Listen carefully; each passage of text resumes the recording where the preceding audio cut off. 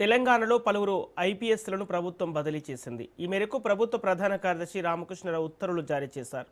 Asifabad additional ఎస్పీగా చిత్తరంజన్ను నియమించారు.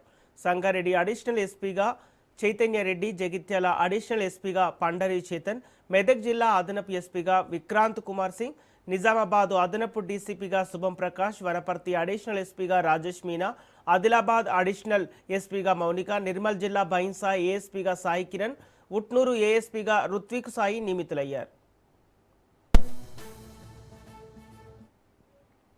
ఇదే అంశానికి సంబంధించి పూర్తి డీటెయిల్స్ మా ప్రతినిధి సునీల్ అందిస్తారు. తెలంగాణ రాష్ట్రంలో ఐపీఎస్ అధికారులను బదిలీ చేస్తూ నిన్న ప్రభుత్వం ఉత్తర్వులు జారీ చేసింది. ముఖ్యంగా 2022-2023 బ్యాచ్ చెందినటువంటి ఐపీఎస్ అధికారులకు కొత్తగా బాధ్యతలు అప్పగించింది. ఆసిఫాబాద్, సంగారెడ్డి, జగిత్యాల, మెదక్తో పాటు నిజామాబాద్ జిల్లాలో బాధ్యతలు అప్పగించింది. ఇందులో ప్రధానంగా అడిషనల్ సంబంధించినటువంటి పోస్టులో నియామకాలు చేపట్టింది.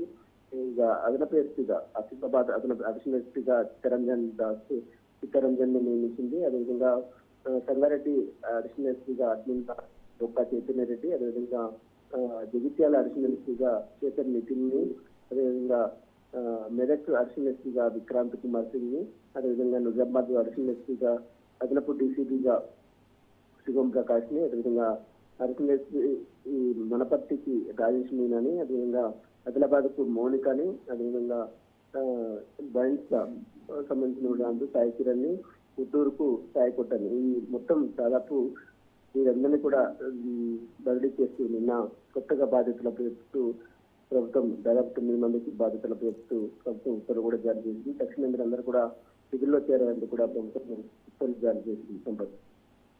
Okay, thank you Sunil.